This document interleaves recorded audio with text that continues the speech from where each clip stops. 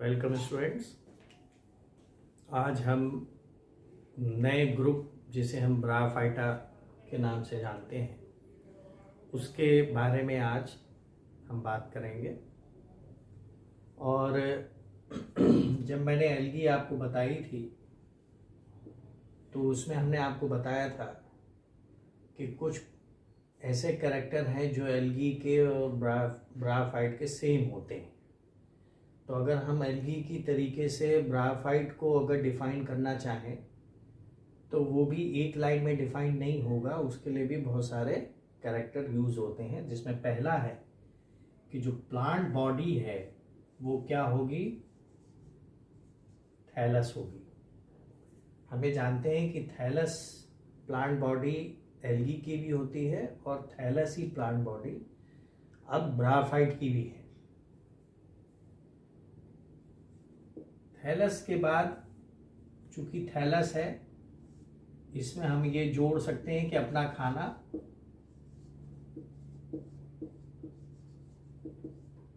खुद ही बनाते हैं, तो ग्रीन कलर हो गया, थैलस हो गया। It means the body is not divided into stem, root and leaves. फिर क्या होगा कि अब थोड़ा सा डिफरेंस है जो इसे एल्गी से अलग करेगा, जैसे प्रेजेंस ऑफ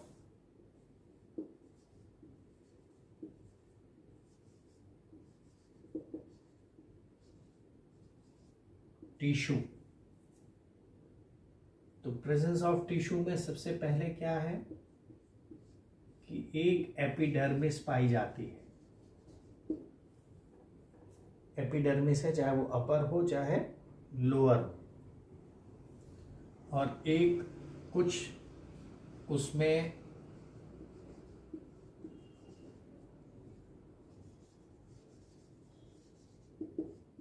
फोटोसिंथेटिक रीजन होता है और एक ventral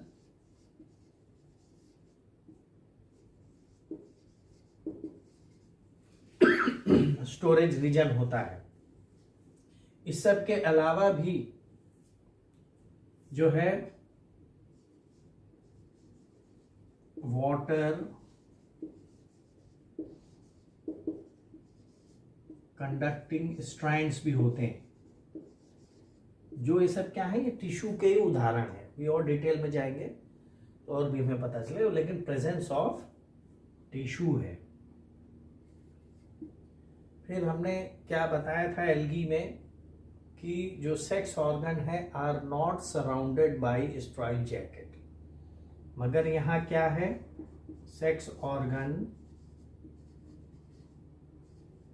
are surrounded by sterile jacket. ये भी क्या है डिटेल में हम बताएंगे, लेकिन ये अगर हम पॉइंट्स में देखें तो सेक्स ऑर्गन जो है वो स्ट्राइल जैकेट उनके चारों तरफ होता है, यानी उनको बनाने वाली जो सेल्स हैं वो सारी की सारी फर्टाइल नहीं होती हैं, कुछ स्ट्राइल भी होती हैं जो कि एक प्रोटेक्टिव कवरिंग बनाती हैं। क्यों बनाती हैं? ताकि वो डेसिकेशन से सूख न जाए। चौथा पॉइंट है कि नो एसेक्सुअल स्पोर्स, जो कि एल्गी का कैरेक्टरिस्टिक फीचर है। आपने देखा होगा, चाहे ए प्लानोस्पोर्स हो, चाहे काइनिड्स हो, चाहे प्लानोस्पोर्स हो जिन्हें हम ज़ूस्पोर्स बोलते हैं, वो सारे के सारे जो स्पोर के द्वारा एसेक्सुअल रिप्रोडक्शन होता है वो यहाँ पर नहीं है। Asexual reproduction only by vegetative means.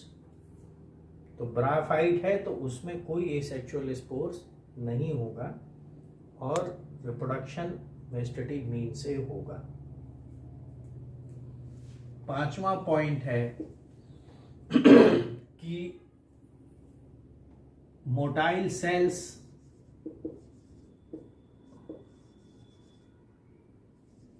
Are still present.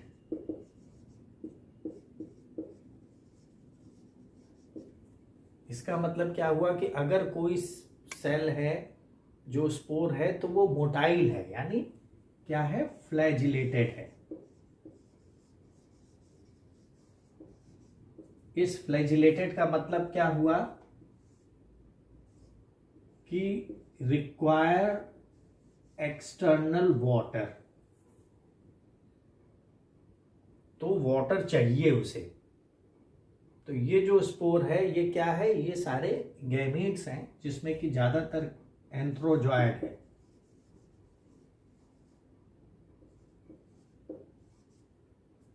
ज्यादातर एंथ्रोजॉयड हैं जो कि मोटाइल होते हैं। तो ये एक थोड़ा सा एल्गी से सिमिलरिटी भी है। छठवां पॉइंट है कि ये रहते कहाँ हैं। तो इनका हैबिटेट क्या है, एम्फीबियस।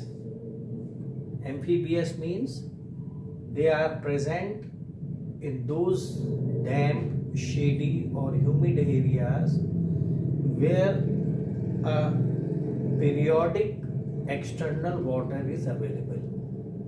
कंटिन्यूअस नहीं है लेकिन पीरियोडिकली, यानी बीच बीच में पानी वहां पर होना चाहिए।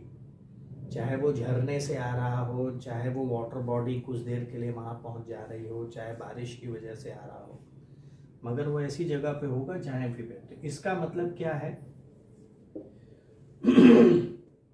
कि they still required external water. किसके लिए, किसके लिए चाहिए, फॉर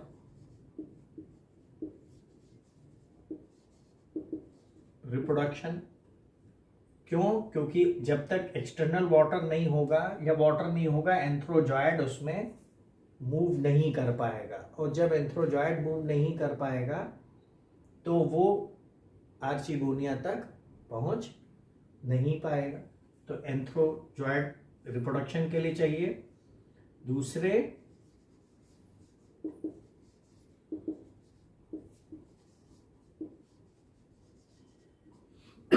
वेजिटेटिव ग्रोथ के लिए चाहिए। क्यों चाहिए, क्योंकि हम जानते हैं कि इनमें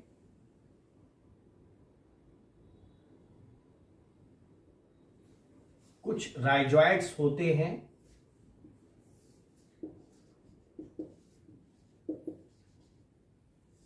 जो पानी एब्जॉर्प्शन का काम करते हैं, लेकिन they are not efficient enough. वो इतने एफिशिएंट नहीं होते हैं कि वो इतना पानी एब्जॉर्ब कर सके जो पूरे थैलस को रिक्वायर होता है। तो इसीलिए एक्सटर्नल वाटर जरूरी है वेजिटेटिव ग्रोथ के लिए। नेक्स्ट,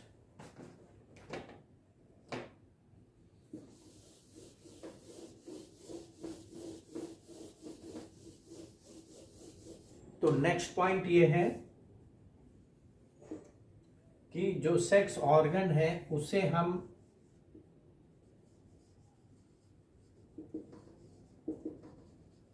एंथ्रीडियम बोलेंगे, जैसे एल्गी में बोलते हैं, लेकिन फीमेल को हम क्या बोलेंगे,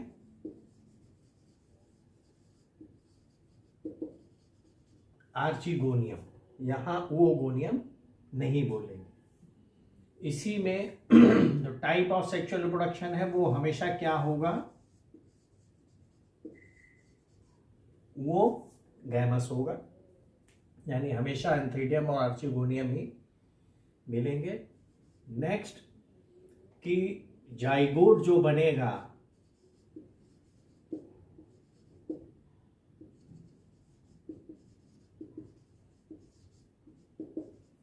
वो हमेशा आर्चिगोनियम में ही रहेगा। जाइगोट जो बनेगा वो हमेशा आर्चिगोनियम में रहेगा, और इसी वजह से चूंकि वो आर्चिगोनियम में ही है, प्रोटेक्टेड है, एल्गी में जाइगोट फ्री हो जाता है, प्रोटेक्टेड है, इसलिए ये डेवलप करेगा तो एक क्या बनाएगा, एम्ब्रियो। इसलिए ब्राफाइट को एक ग्रुप जो एम्ब्रियोफाइट्स के नाम से जाना जाता है उसमें भी रखा जाता है। और इसमें क्या क्या होते हैं, इसमें ब्राफाइट plus pteridophyte plus gymnosperm plus angiosperms, ये सारे के सारे एम्ब्रियोफाइट्स के ग्रुप में इंक्लूड किए जाते हैं, क्योंकि इसमें जाइगोट के बाद एक मेन स्ट्रक्चर से पहले, प्लांट से पहले एक इंटरमीडिएट स्ट्रक्चर बनता है जिसे हम बेबी प्लांट या एम्ब्रियो बोलते हैं। तो एम्ब्रियो, नेक्स्ट पॉइंट क्या है, वो ये है कि एयर डेसिमिनेटेड,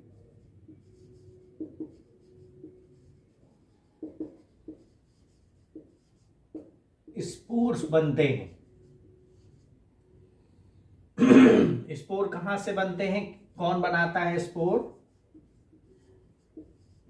स्पोरोफाइट। तो ये क्या होते हैं, हमेशा एयर डिसेमिनेटेड होते हैं, ये मोटाइल स्पोर्स नहीं होते।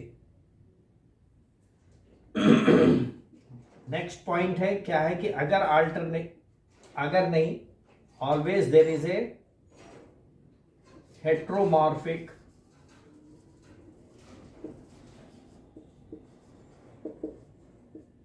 Type of alternation of generation.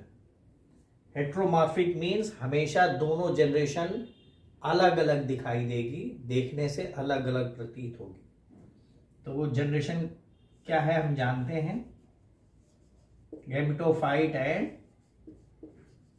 Sporophyte.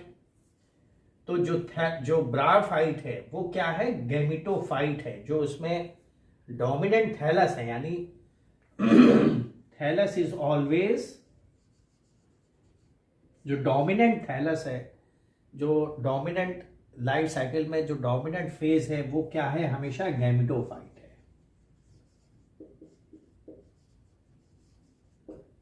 और जो स्पोरोफाइट है वो ज्यादा डेवलप नहीं है एंड इट इज डिपेंडेंट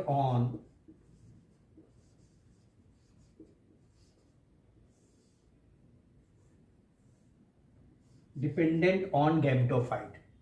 जो स्पोरोफाइट है वो हमेशा गैमेटोफाइट के ऊपर डिपेंड करता है, इसका कोई सेपरेट एग्जिस्टेंस नहीं है। एग्जिस्टेंस मीन्स कि अगर सेपरेटली इसको ग्रो कराएंगे तो ये ग्रो नहीं करेगा। तो it is dependent upon the gametophyte for its protection as well as nutrition. और उसी स्पोरोफाइट में जो स्पोर्स बनते हैं, स्पोर्स हम जानते हैं कि स्पोर्स हमेशा एन होते हैं and it always develop from the sporophyte by the process of reduction division. तो जो मियोसिस के कारण जो स्पोर बनता है वो हमेशा एयर डिसेमिनेटेड होता है और वो नॉन मोटाइल नहीं होता है। तो ये कुछ कैरेक्टर हैं जो हमने आपको बताया कि ब्राफाइट को डिस्क्राइब करने के लिए ये मालूम होना चाहिए। थोड़ा सा इसके स्ट्रक्चर के बारे में हम अभी और डिस्कस करेंगे। तो थैलस की बात करें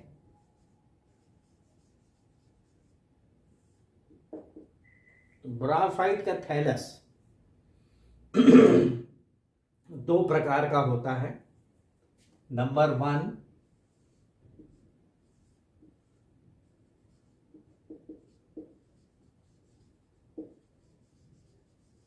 डॉर्सीवेंट्रली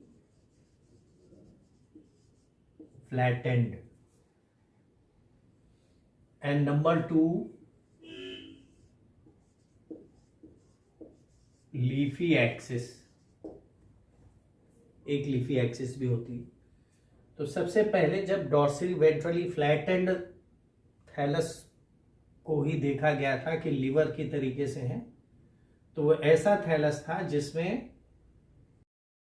इस तरीके से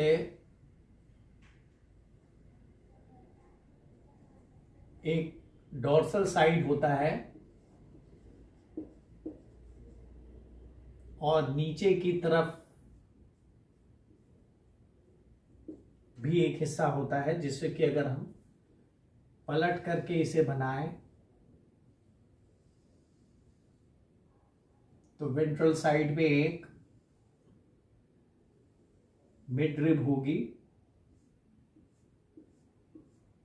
जिसमें बहुत सारे राइजॉइड्स निकले होंगे। तो ये कौन सी साइड हो गई? वेंट्रल, और ये हो गई डॉर्सल। तो ये हमेशा कैसे होते हैं?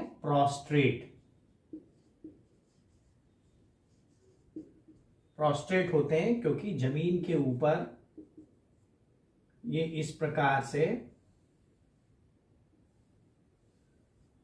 ग्रो करते हैं, जिसमें एक ऊपर के वाला साइड होता है जिसे हम डॉर्सल कहते हैं, नीचे।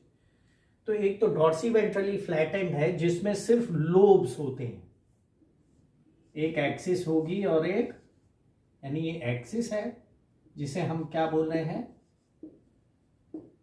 मिड रिब, जो कि ये है। डॉर्सल साइड में मिड रिब केवल एक लाइन के द्वारा पता चलती है, एक डिप्रेशन के द्वारा पता चलती है। वो मिड रिब जब वेंट्रल साइड पर जाते हैं तभी हमें उसका एक जो है उभार पता लगता है कि वो एक मिड रिब है। तो एक डॉर्सी वेंट्रली फ्लैटेंड स्ट्रक्चर है जिसमें कि एक डॉर्सल साइड है और एक वेंट्रल साइड है। तो ये ज्यादातर किस में मिलते हैं? लिवर वर्ड्स में मिलते हैं और या एंथोसिरोड्स में मिलते हैं। एंथोसिरोड्स का ग्रुप है उसमें मिलते हैं। इसके अलावा कुछ थैलस ऐसे भी होते हैं जिसमें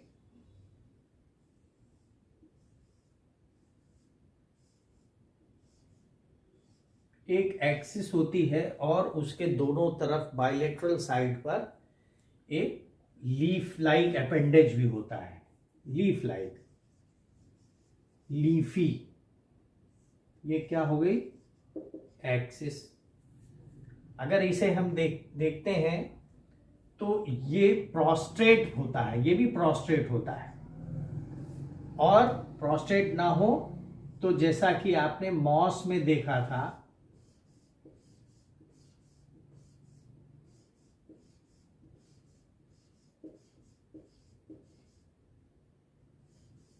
मॉस में देखा था, एक इरेक्ट फॉर्म भी होता है।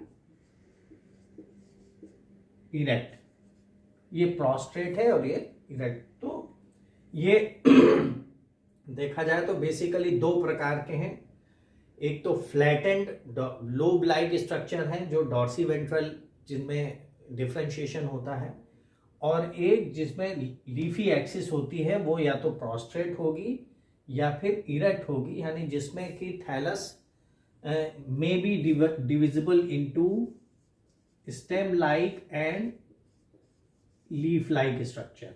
लेकिन ये स्टेम और लीफ नहीं है। क्यों नहीं है? जबकि एक्सिस भी है, उनमें एक कंडक्टिंग स्ट्रैंड भी आपको मिलेगा, और लीफ लाइक फ्लैटेंड स्ट्रक्चर, यानी इस तरीके से लीफ लाइक एक फ्लैटेंड स्ट्रक्चर भी आपको दिखाई देगा। उसमें आपको मिडरिब वगैरह भी दिखाई देगी, स्पैग्नम वगैरह में। तो भी ये लीफ नहीं है और स्टेम नहीं है। क्यों नहीं है? Because these are the parts of gametophyte. ये किसके पार्ट है? यानी ये अपेंडेज क्या है? ये अपेंडेज गैमिटोफाइट के पार्ट है। जबकि हम रूट, स्टेम, लीफ, यानी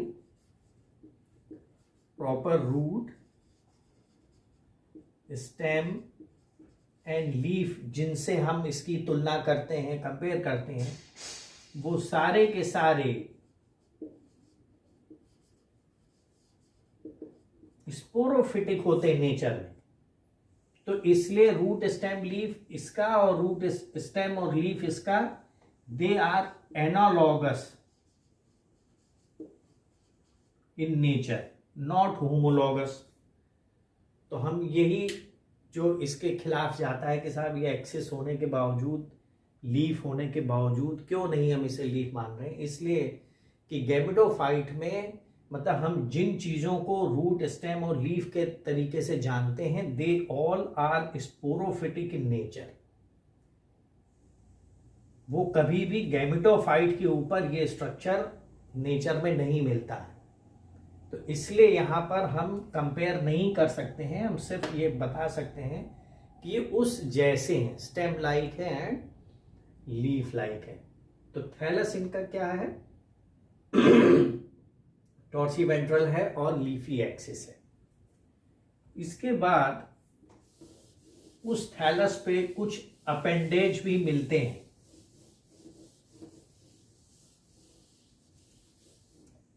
कुछ अपेंडेजेस भी मिलते हैं,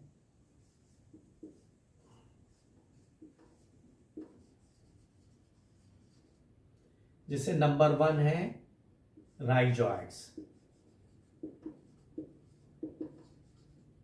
नंबर 1 है राइजॉइड्स। नंबर 2 है स्केल्स। तो राइजॉइड भी 2 प्रकार का होता है,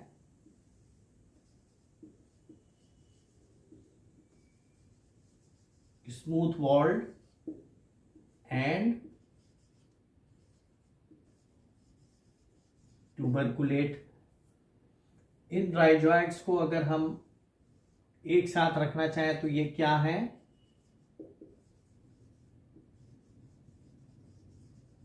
यूनिसेलुलर है। यानी तीसरे तरीके का राइजॉइड कैसा होगा,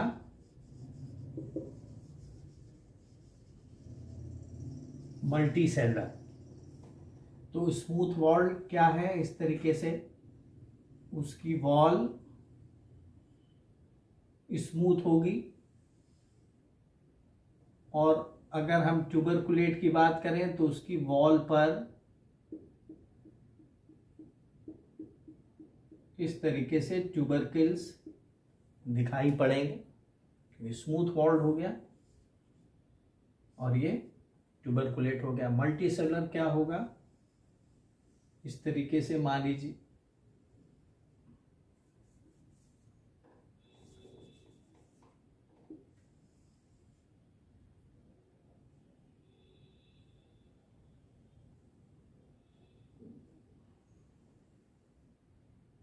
इसमें इस तरीके से सेप्टा होंगे और ये ब्रांच्ड भी होगा।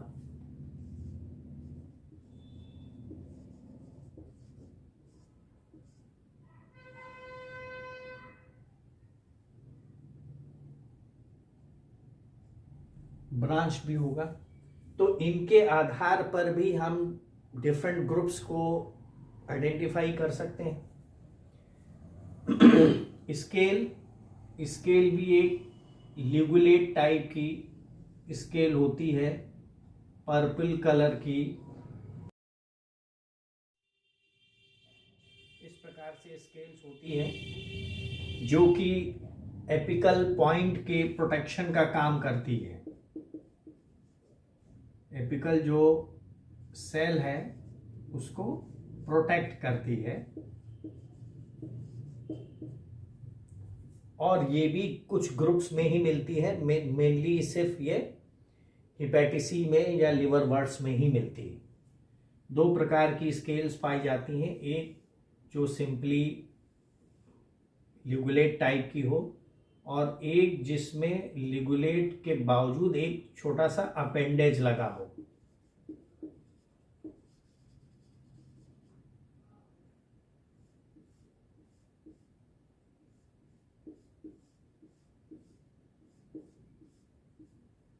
जिसमें एक अपेंडेज लगा हो, तो ये क्या कैसा हो जाएगा, लिगुलेट और चूंकि इसमें अपेंडेज लगा हुआ है इसलिए क्या हो जाएगा, अपेंडिकुलेट। ये कैसे मिलती, कहाँ मिलती, ये तो हम नेक्स्ट लेक्चर्स में बताएंगे।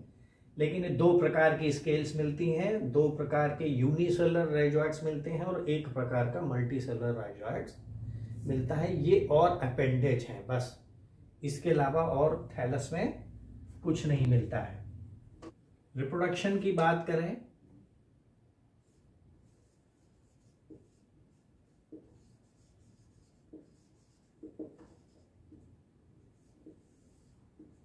रिप्रोडक्शन तो रिप्रोडक्शन की बात करें तो हम जानते हैं कि हमने अभी बताया आपको कि रिप्रोडक्शन सिर्फ oogamous टाइप का होगा और इसमें एंथ्रीडियम और oogoनियम बनेंगे।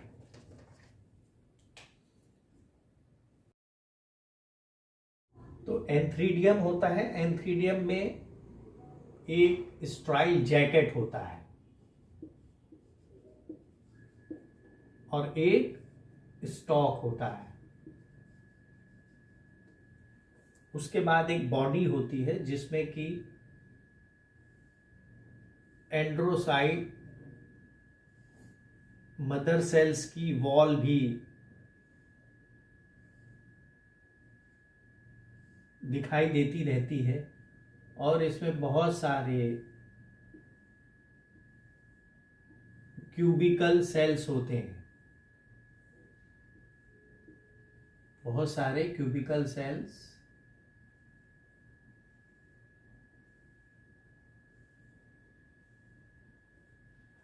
सेल्स होते हैं जिन्हें हम एंड्रोसाइट्स बोलते हैं।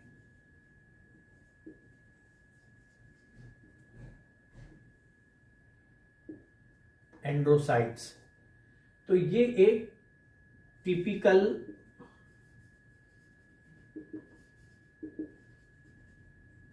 एंथ्रीडियम है जो कि एल्गी से अलग है। एल्गी में ये कोई जैकेट और स्टॉक वगैरह नहीं मिलता है और ये जो भी एंथ्रीडियम को डेवलप करने वाला सेल रहा होगा उसने ये स्ट्राइल सेल्स भी बनाए, यानी फर्टाइल सेल तो सिर्फ अंदर है, फर्टाइल सेल्स सिर्फ अंदर हैं। तो उन फर्टाइल सेल्स को बनाने के साथ साथ उसने क्या किया, प्रोटेक्शन के लिए जैकेट और स्टॉक सेल्स भी बनाए। क्यों बनाए? क्योंकि डेसिकेशन से ये खराब ना हो जाए। तो ये क्या बनाते हैं, एंड्रोसाइट्स बनाते हैं जो बाद में मेटामॉर्फोज हो करके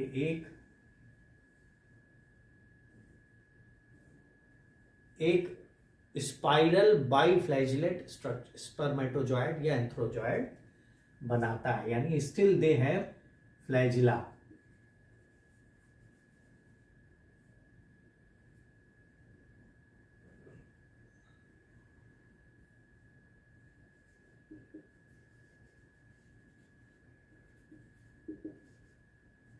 तो ये क्या है, ये स्टॉक है जो कि थैलस में या गेमेटोफाइट में इमर्स्ड रहता है और कहीं कहीं ये प्रोजेक्टिंग होते हैं, जैसे मॉसेस में जाएंगे तो वहाँ प्रोजेक्टिंग है और एंथोसिरोस में जाएंगे तो वहाँ बिल्कुल जो है चैम्बर के अंदर है और बाकी जगह जहाँ पर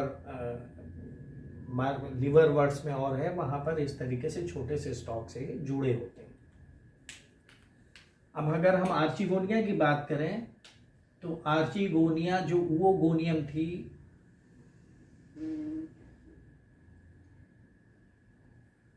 उस oogoनियम का रूपांतरण हो जाता है और एक इस तरीके से फ्लास्क शेप्ड स्ट्रक्चर बनता है।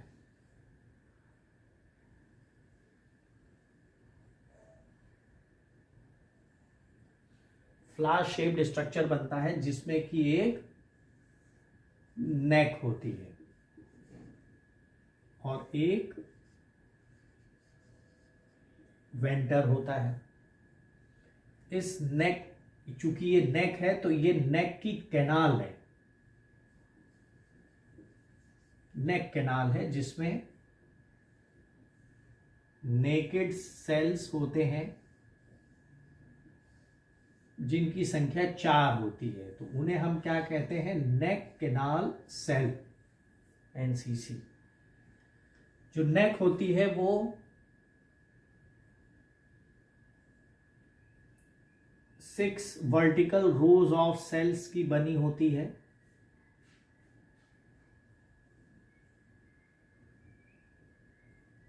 और सिंगल लेयर की होती है। यानी इस प्रकार से जो नेक कैनाल है उसके चारों तरफ 5 या 6 लंबे लंबे रोज ऑफ सेल्स होते हैं जो उसे कवर करते हैं। यानी वो कैसे होंगे,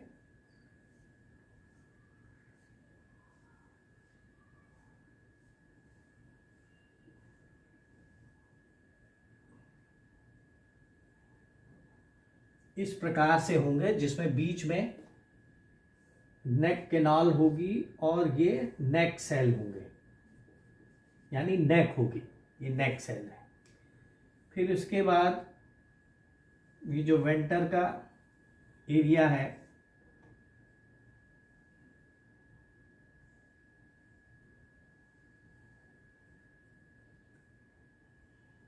ये 1 सेल या 2 सेल चौड़ा होता है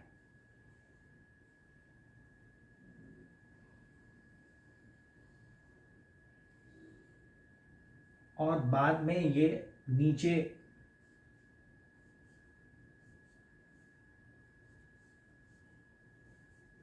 गैमेटोफिटिक सेल में इमर्ज्ड हो जाता है। तो इस प्रकार से वेंटर सेल हैं, ये वेंटर का रीजन है। इस वेंटर रीजन में 2 जो है सेल पाए जाते हैं। एक छोटा सेल होता है जिसे हम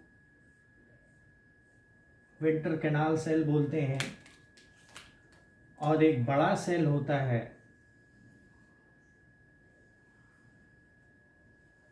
जिसे हम एग बोलते हैं। ये क्या हो गया, वेंटर कैनाल सेल। इसी तरीके से ऊपर की तरफ 4 कवर सेल होती है, 4 कवर सेल होती। अब ये जो पूरी आर्चिगोनिया है जिसमें कि ये रीजन नेक है और ये रीजन वेंटर है, ये कुछ ग्रुप्स में तो प्रोजेक्टिंग होती है, कुछ में तो सेसाइल होती है। जैसे ये सेसाइल है, इसमें कोई स्टॉक नहीं है, लेकिन मॉसेस में जाएंगे तो इसमें एक स्टॉक भी मिलेगा। और अगर एंथोसेरॉस में जाएंगे तो ये पूरा का पूरा जो आर्चिगोनियम है वो इमर्ज्ड रहता है, यानी धंसा हुआ होता है, गैमेटोफाइट में बाहर निकला हुआ नहीं होता है। खैर जैसा भी हो, ये जो रीजन है, ये रीजन ये हमेशा बाहर निकला होता है क्योंकि कवर सेल हट जाएगी और एंथ्रोजॉइड इसी नेक कैनाल के जरिए यहाँ आएंगे और फर्टिलाइज कर देंगे। कभी कभी इसके चारों तरफ एक और लेयर बाद में डेवलप हो जाती है जिसे हम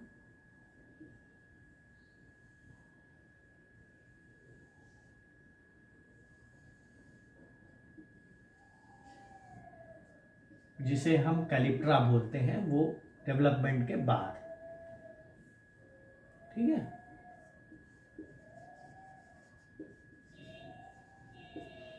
तो ये इनके रिप्रोडक्टिव ऑर्गन है, एक एंथ्रीडियम है और एक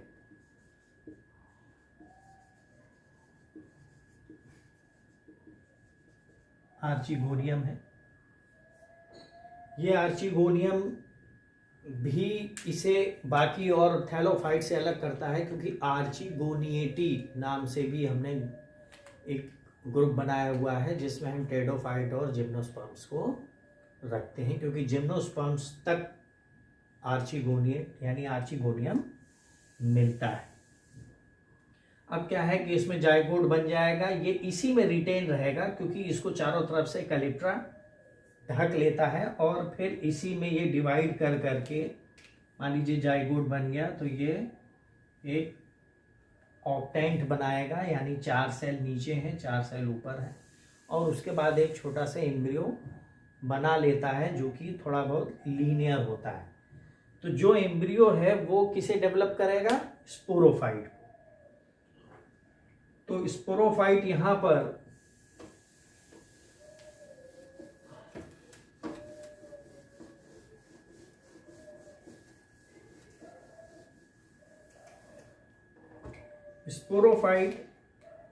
यहां पर एक स्ट्रक्चर बनाता है, यानी एक टिपिकल स्पोरोफाइट हम बनाए। तो एक टिपिकल स्पोरोफाइट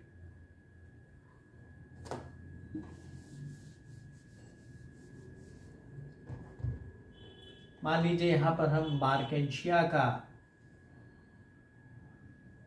स्पोरोफाइट बनाए अगर, तो इस प्रकार से वो 3 भागों में विभक्त हुआ लगेगा। जिसे ऊपर वाले को हम क्या बोलते हैं? कैप्सूल। इसको हम क्या बोलते हैं? सीटा। और इसे हम क्या बोलते हैं? फुट। तो ये एक टिपिकल ब्राफाइट के स्पोरोफाइट का स्ट्रक्चर होता है जो 3 भाग में होता है। इस कैप्सूल में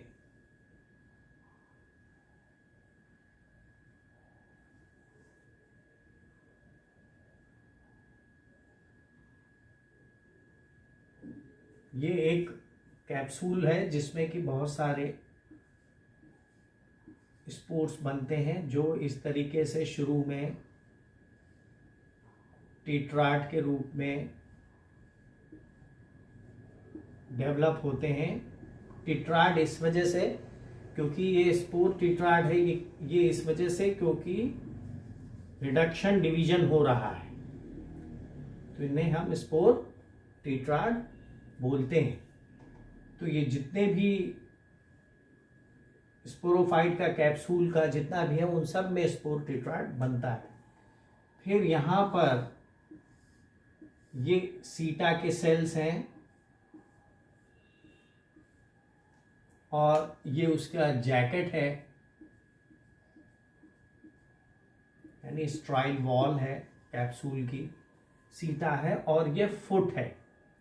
फुट भी जो है किस लिए होता है? क्योंकि यहाँ से ये गैमेटोफाइट में धंसा होता है, इसलिए ये खाना पानी एब्जॉर्ब करने का काम करता है।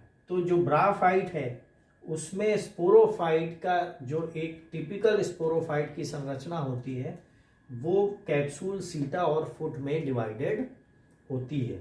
अब इसमें अगर वैसे देखना चाहें तो रिक्शिया में आपको सिर्फ कैप्सूल मिलेगा, और अगर इसमें और डेवलप करना चाहें तो इस तरीके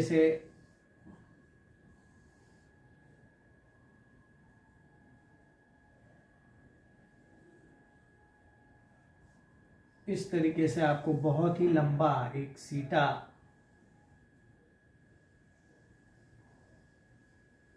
मिलेगा और एक कैप्सूल का हिस्सा भी आपको मिलेगा। किसमें? फ्यूनेरिया में। तो जो आपके इंटरमीडिएट में आपने पढ़ा होगा। तो इसमें अपने फर्दर स्ट्रक्चरल मॉडिफिकेशन है, वो जब आप और डिटेल में पढ़ेंगे तो आपको पता चलेगा। लेकिन रिप्रोडक्शन में क्या है कि जो थैलस है, जो डोमिनेंट है, जो लाइफ साइकिल में बहुत देर तक रहता है, वो गैमेटोफाइट है, इसलिए वो गैमीट्स बनाता है। गैमीट्स बनाने के लिए सेक्स ऑर्गन की जरूरत पड़ती है जिसे हम एंथ्रीडियम और आर्चिगोनियम बोलते हैं। और रिप्रोडक्शन मतलब फर्टिलाइजेशन के बाद जो जाइगोट है वो एम्ब्रियो बनाता है, जो एम्ब्रियो इस तरीके से एक 3 भागों में डिफ्रेंशिएटेड एक स्ट्रक्चर बनाता है जिसे हम फुट-सीटा कैप्सूल के रूप में बोलते हैं, और वही स्पोरोफाइट होता है जो कि गैमेटोफाइट पर हमेशा हमेशा के लिए डिपेंडेंट होता है। ठीक है, तो ये तो एक जनरल इंट्रोडक्शन हमने दिया आपको। अब अगर इसकी हम टैक्सोनॉमी थोड़ी सी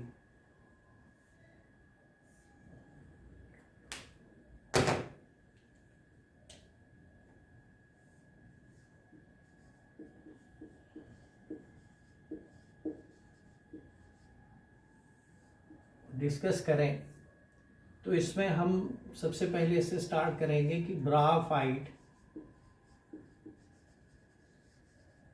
टर्म जो है सबसे पहले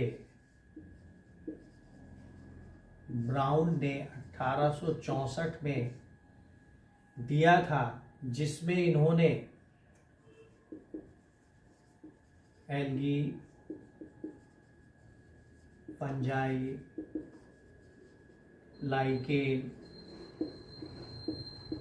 और मॉसेस, इन सब को इंक्लूड किया था, इन सब को इंक्लूड किया था। बाद में उन्होंने इनको अलग निकाल दिया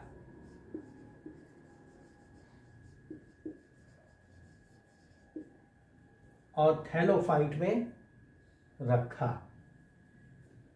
तो थैलोफाइट में किसे रख दिया?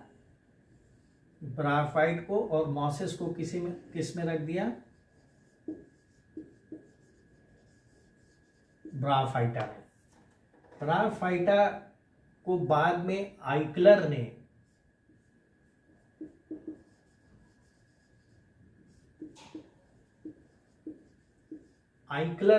बाद में ब्राफाइटा में 2 ग्रुप और बनाए, क्लास हिपैटिसी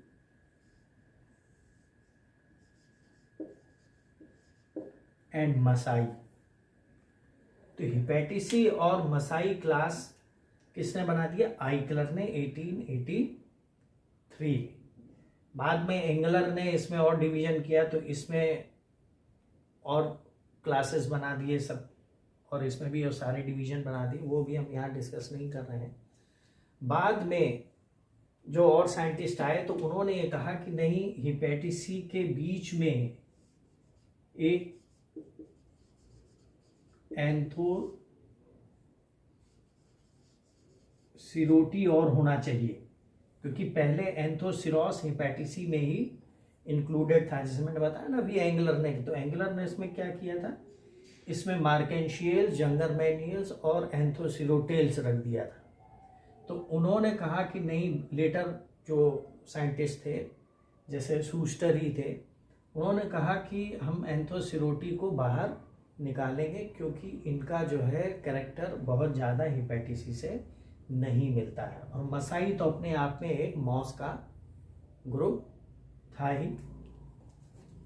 फिर इसी तरीके से बहुत सारे साइंटिस्ट आए और हमेशा जो है ये 3 ग्रुप को हमेशा मानते रहे, यानी लिवरवर्ट्स को मानते रहे, एंथोसिरोस को मानते रहे और ब्राफसिडा को या मसाई को मानते रहे।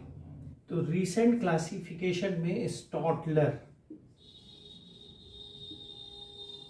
ने 2005 और 2008 स्टॉटलर इट एल यानी इनके साथियों ने, और वे जो ब्राफाइट था, जितने भी तीनों ग्रुप थे, उन सबको रैंक कौन सी दे दी? डिवीजन की। तो उन्होंने 3 डिवीजन बनाए।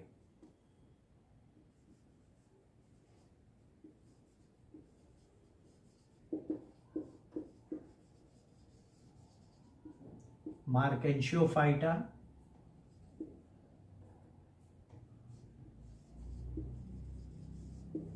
Bryophyta,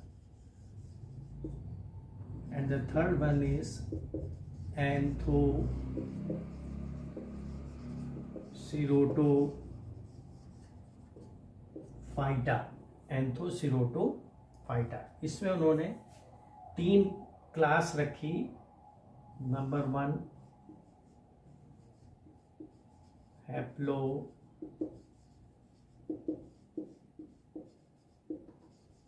मेट्रियोप्सिडा, number 2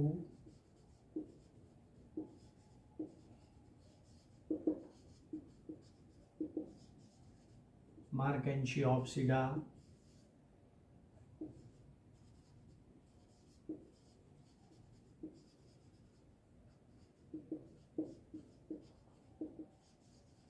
जंगरमैनियोप्सिडा।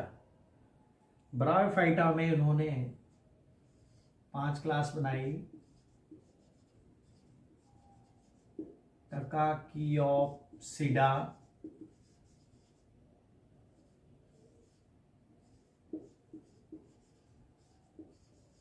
स्फेगनोप्सिडा,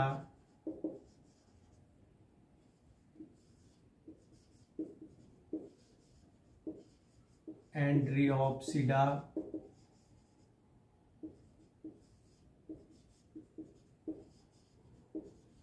एंड्रियो ब्रायोप्सिडा एंड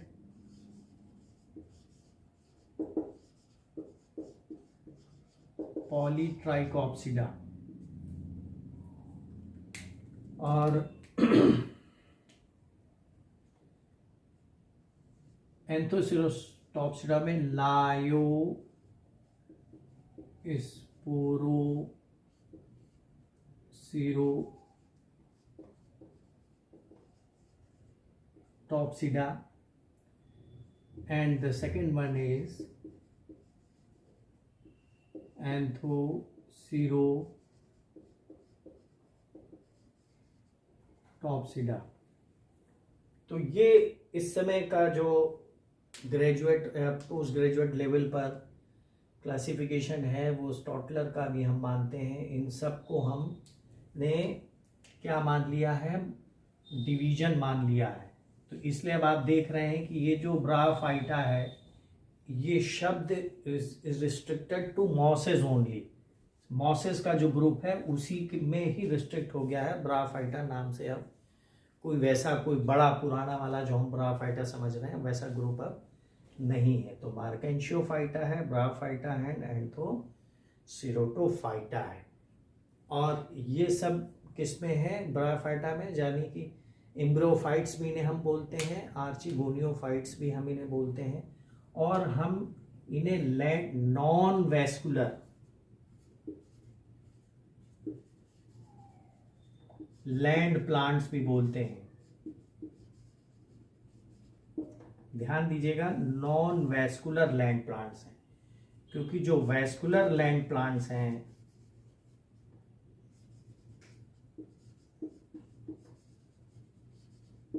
वो क्या है, वो है टेरिडोफाइट, जिम्नोस्पर्म्स एंड एंजियोस्पर्म्स।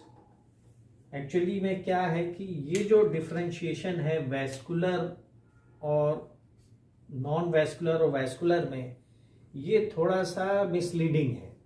इसके लिए एक अब नया और आ गया है, वो क्या है, पॉलीस्पोरेंजिएट्स। ये बिल्कुल नया कंसेप्ट है, पॉलीस्पोरेंजिएट्स। इसलिए कि जो ब्रायोफाइटा है उसमें एक कैप्सूल है, एक सीटा है, एक फुट है। यानी ये जो कैप्सूल है ये ब्रांच्ड नहीं है, ये ब्रांच्ड नहीं है। और जितने बाकी टेरिडोफाइट, जिम्नोस्पर्म, एंजियोस्पर्म हैं, ये सारे के सारे इसमें जो स्पोर प्रोड्यूसिंग स्ट्रक्चर है वो क्या है, ब्रांच्ड है। तो ये अब नया डिस्टिंक्शन आ गया है। ब्रायोफाइट को हम, ब्रायोफाइट अलग है लैंड प्लांट्स में, नॉन वैस्कुलर लैंड प्लांट, यानी उसमें मार्केंजियोफाइट, ब्रायोफाइट, एंथोसिरोटोफाइट है। और जो दूसरा ग्रुप है जो कि वैस्कुलर है, जिसको अब हम पॉलीस्पोरेंजिएट्स बोलते हैं, यानी those plants which have branched sporophyte. यानी ब्रांच्ड स्पोर प्रोड्यूसिंग स्ट्रक्चर, ये ज़्यादा स्ट्रिक्टली फॉलो होता है वैस्कुलर और नॉन वैस्कुलर के मुकाबले। तो अगर बिल्कुल रिसेंट आपको जानना हो तो ये जान लीजिए कि जितने भी वैस्कुलर लैंड प्लांट्स हैं यानी टेडो, जिम्नो, एंजियो, उन सबको पॉलीस्पोरेंजिएट्स बोला जाता है। और जितने भी नॉन वैस्कुलर यानी मार्केंशियो, ब्रायो, एंथोसेरोटो हैं, उन सबको नॉन पॉलीस्पोरेंजिएट्स यानी सिर्फ एक ही स्पोर प्रोड्यूसिंग स्ट्रक्चर है जो कि ब्रांच्ड नहीं है। तो ये आज हमारा ब्राफाइट का इंट्रोडक्टरी लेक्चर था, और इसके आगे फिर हम जो है आपको और लेक्चर लेंगे। थैंक्स।